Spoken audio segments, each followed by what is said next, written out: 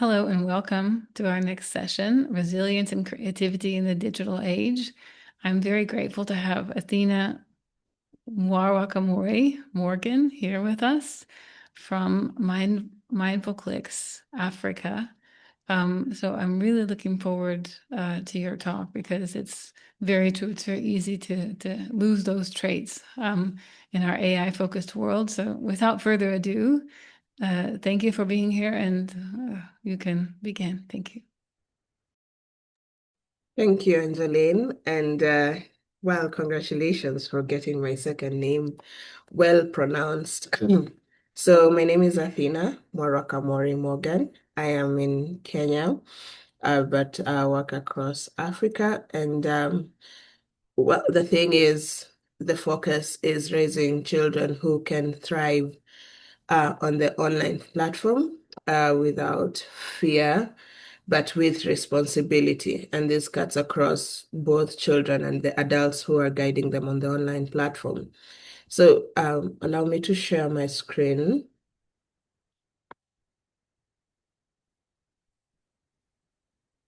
You can see my screen, Angeline? Yes, thank you. So today we're going to be looking at resilience and creativity in the digital age. And I'll just go straight into it. So when we talk about children and technology, again, the conversation always begins with fear. So we talk about different forms of online abuse, such as cyberbullying, exploitation, screen addiction, or dependency. And the fact is that these concerns are very real. And we often say in the child protection space that ignorance of the abuse is what actually escalates it. So it is important for us to talk about the abuse and the negative things that may occur to children on the online platform. But we should not approach this by itself. Because if fear becomes the foundation of digital safety, then we risk raising children who are either anxious about technology or completely unprepared to navigate it. So now the real question we should be asking ourselves is not how do we just protect children online, but how do we raise resilient children or people who can navigate the digital world responsibly? So before we look at what resilience means in the digital world, I just pulled up a Google or a dictionary definition of resilience, and which is the ability to quickly recover, bounce back, or adapt after facing difficult conditions or stress. It can also mean being steady, being flexible, and being steady. So, adaptable and tenacious. That is looking at it from a strictly English definition. But we're going to look at it also from a technological definition. And this is important to look at it because today the digital childhood is shifting. When we were growing up, there was no technology. Our modes of entertainment were very different. How we connected was also different. But now childhood is partly digital. Children build their identities, their friendships, and belonging online. There is a very thin line between their real life and their digital life. When it comes to exposure and comparison, it's no longer about what your classmate or your neighbor is doing. It's about what the world is doing because now the world is at the tips of their finger. We also realize that online conflicts and reputation harm can spread very quickly. It escalates within the click of a button. One share and a child's reputation is threatened or their safety is threatened. And unfortunately, the adults in the lives of these children and the laws of specific countries are always playing catch up. That means they know how to regulate only after harm has occurred. And that is why, again, the conversation on resilience comes up because digital safety today has to go beyond control about it has to go beyond setting rules. It has to build resilience in children. So what does resilience mean when we're talking about it in the age of technology and AI and all these other emerging technologies? It means the ability to recognize risk, which is critical thinking. It means responding wisely, which is shown through emotional regulation. It is the ability to recover, and recovery can only be done through report, seeking help, and moving on. So the goal of resilience is to help the child to continue engaging wisely online and offline. As we said, the online and offline life of a child today is very thinly separated. So what happens offline can affect them online and vice versa. So resilience is not about perfection, but building the capacity of the child so that in the absence of laws, in the absence of parents or an adult, the child is still able to thrive on the online platform. So let's look at the three aspects of resilience in brief. And the first one is critical thinking. In critical thinking, we look at it in two shifts. When the child is consuming content and when the child is the one sharing the content.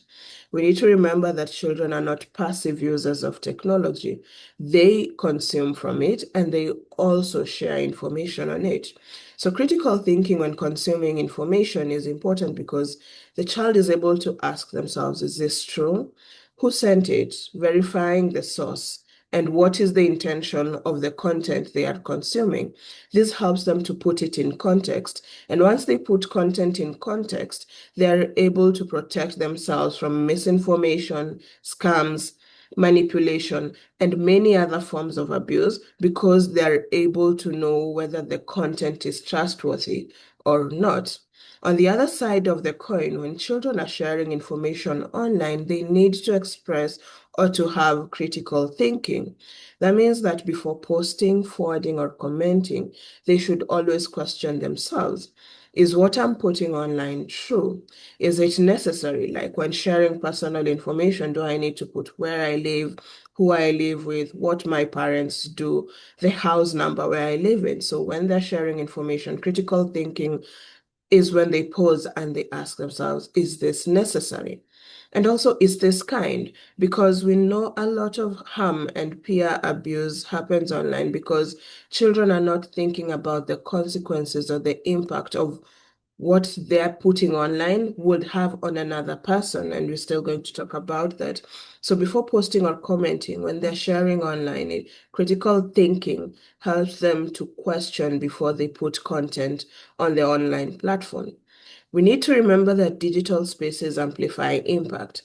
Unlike in traditional cases when children would bully each other in school and maybe go home and get a reprieve from the bullying overnight, today when the harm occurs online, whether you're in school, in the mall, at home, you're carrying the harm with you because the digital spaces amplify impact. So it's important for children to know that a comment made in a moment of anger can travel beyond its original context.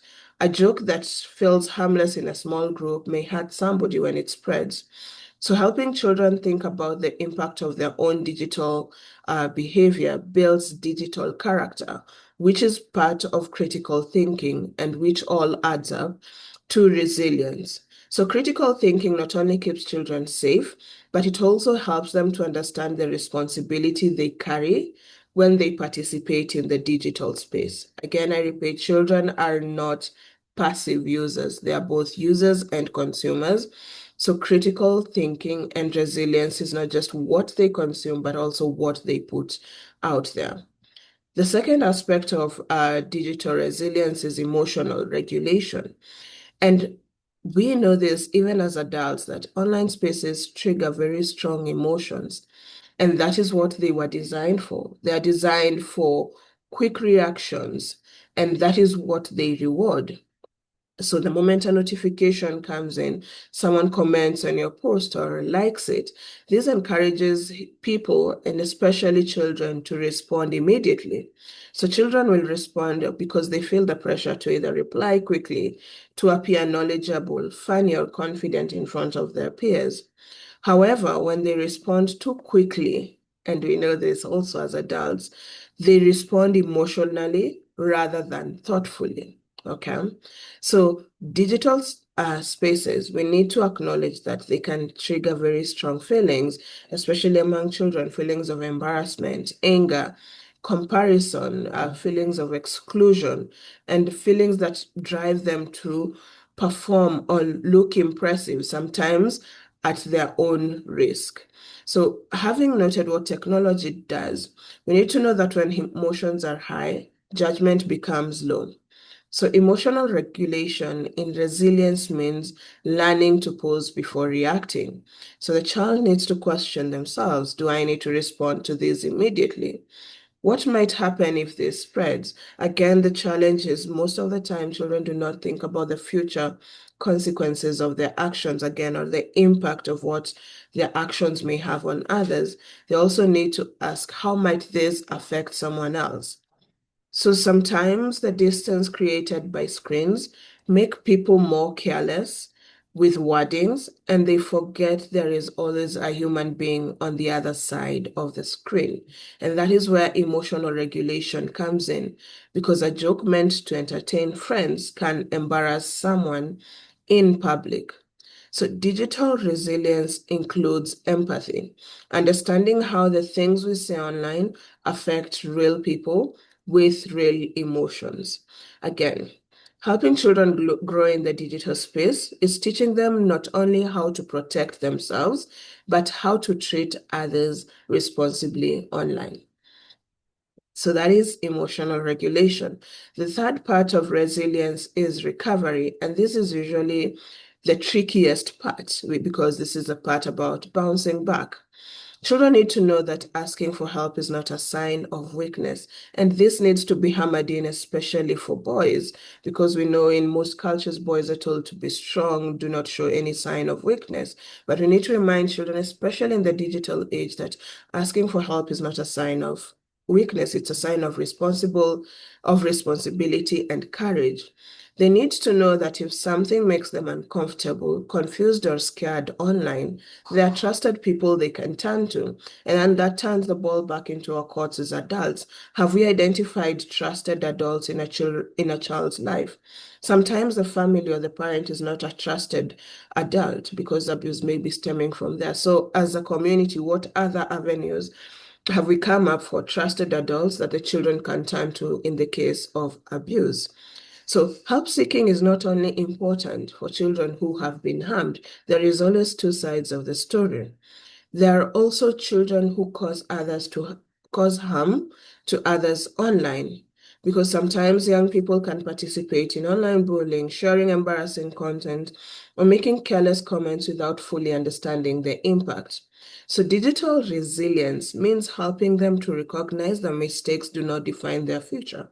So if a child has been abused online because they did not think, then that should not define them. And if a child has abused another online, then that should not also be the end of their story. Recovery means helping children, and that's why they're categorized as children, because they're still in need of care, protection, and guidance to know that mistakes do not define their future and they have an avenue for bouncing back.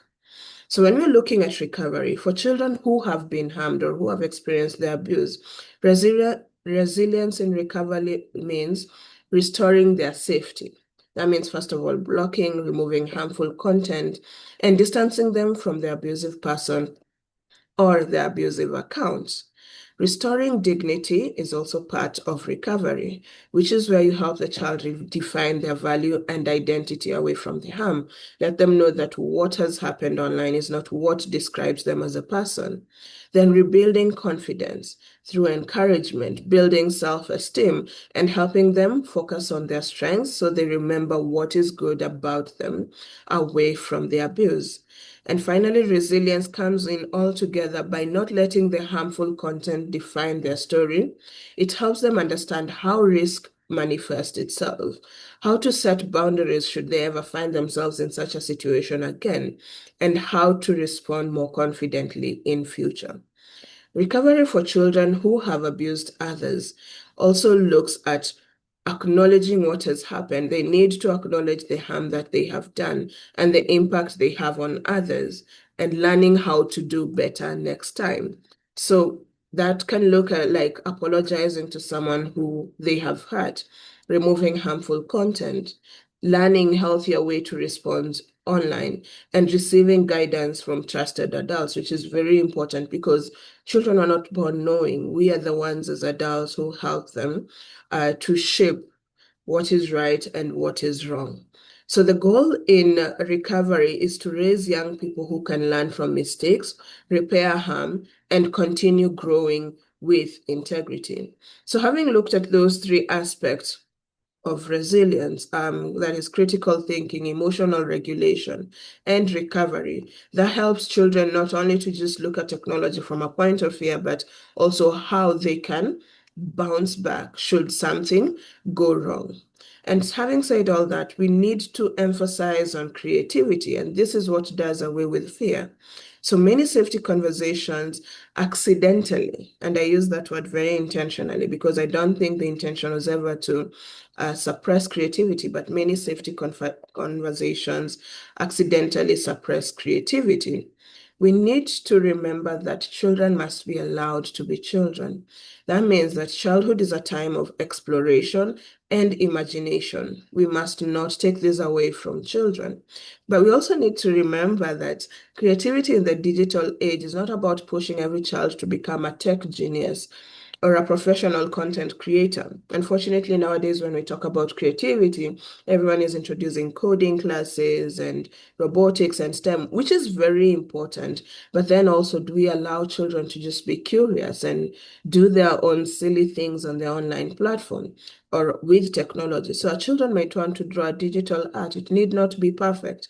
They may want to create short videos or stories for family entertainment, not just for putting it on YouTube or on other social media platforms. They would want to experiment with music or animation. And we don't have to make them live a public life for us to feel like our children are now exploring technology. Yeah, they can live privately and still be creative. They can learn coding, they can learn problem solving. All this is fine.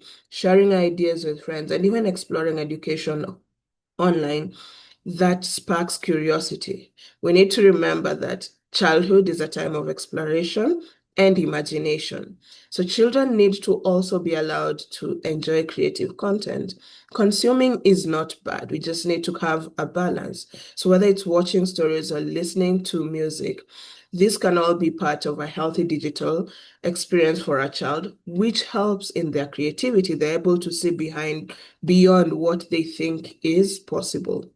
So not every moment online must be productive or impressive. Let a child be a child. They need spaces to play, explore, and be curious. Our role as adults is not to remove technology from childhood. Our role is to guide how it is being used, helping children balance curiosity with caution, creativity and responsibility, exploration and boundaries. And when we do all this well, technology becomes not a source of risk, but a tool for learning, expression, and imagination. So, in closing, a practical guidance for the role of adults. It is our responsibility to start conversations before surveillance. If children fear punishment more than they fear more than harm, they will stay silent in the face of abuse. So if children fear punishment more than they fear harm, they will stay silent in the face of abuse. And this is punishment from their elders, their parents, their schools. So if they fear that more, even when they're being abused, they will not talk about it. So adults need to have intentional conversations. Secondly, there is the need for graduated digital freedom. The maturity level of a child determines the freedom they should get online. They should not just be given sudden independence. It's the same way children are not allowed to drive cars. They graduate from a scooter to a bike, from a training wheel to a bike without training wheels, and so on and so forth. So the same way in digital safety, graduated digital freedom is very important. Finally, adults need to model maturity and in the digital behavior. Remember, children observe how adults behave online, and adults shape the digital culture. So if we are the ones carelessly responding, insulting other people online, we should not expect our children to do better. So we need to model mature digital behavior. Digital safety is strongest when protection and resilience grow together. The goal is not to raise children who fear technology, but young people who use it thoughtfully, creatively, and responsibly. So the digital world is not going away. The question is not whether children will grow online. The question is, how prepared will they be when they do? Protection matters, but protection alone is not enough.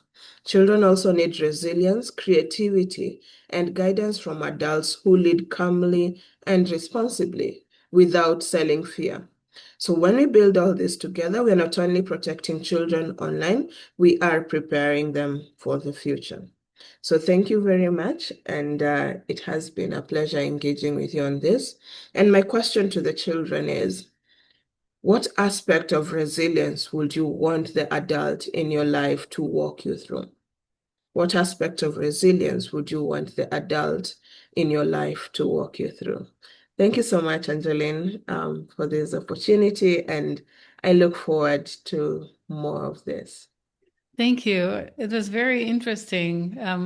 Especially, we've had lots of talks today so far, and those last points you were talking about for adults are really ones that I hadn't heard yet. Like it's very true. You have to build that trust. And as a parent, it is very difficult. My daughter's not the age yet that she's largely online, so I'm training to be patient and not judge, so that she'll trust me. And it's right to ask the children. So thank you very much. And I'm also very much looking forward to continuing on this.